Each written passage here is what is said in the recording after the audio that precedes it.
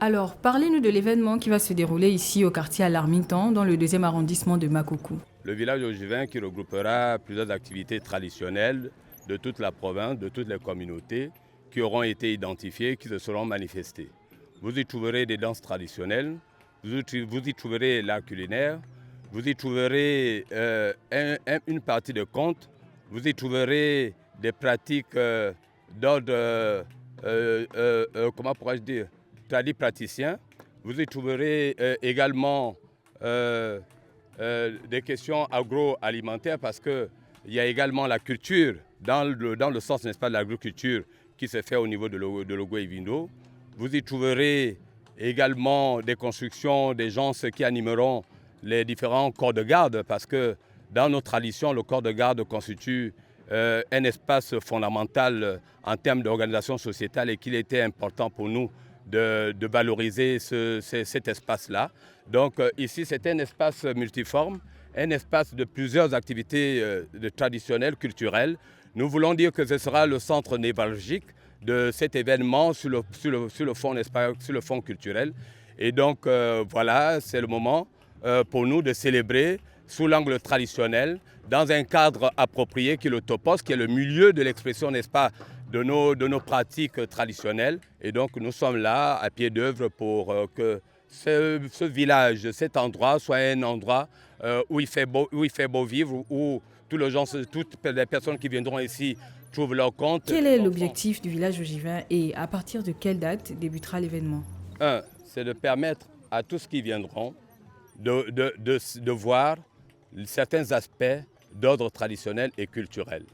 Le président de la République est attaché à la valorisation de nos valeurs traditionnelles, nos valeurs culturelles, et la province de Logoué et Vindo ne pouvait pas être à la marge, n'est-ce pas, de cette orientation, de telle sorte que lors de cet événement du 30 août, nous puissions également célébrer ça pour permettre aux jeunes, comme nous l'avons si bien dit, de voir certaines activités traditionnelles dont ils ne sont plus coutumiers et permettre également à ceux qui viennent découvrir la province de Logoué et Vindo quels sont nos axes traditionnels, quelles sont nos valeurs traditionnelles, quelles sont les différentes qualités que nous avons sous l'angle, n'est-ce pas, de la tradition fondamentalement, qui englobe un certain nombre d'activités. Il devrait être ouvert le 24, progressivement, le 24 et le 25, progressivement il devrait être ouvert.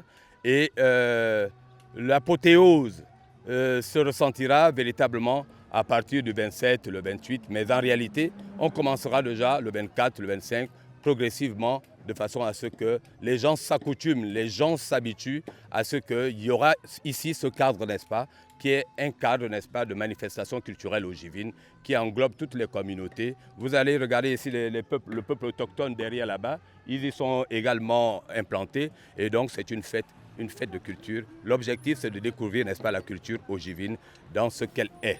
D'accord, mais cet événement est appelé à être perpétré ou c'est juste pour l'occasion?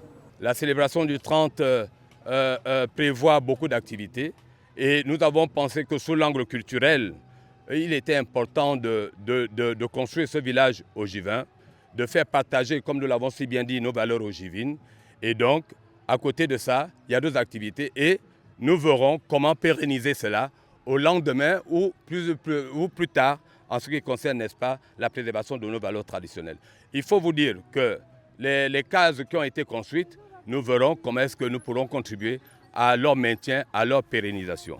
Et pour terminer, quel est le message que vous passeriez aux populations? Nous disons aux populations d'y participer. Chacun apportera le pan culturel qu'il a, même en tant que visiteur,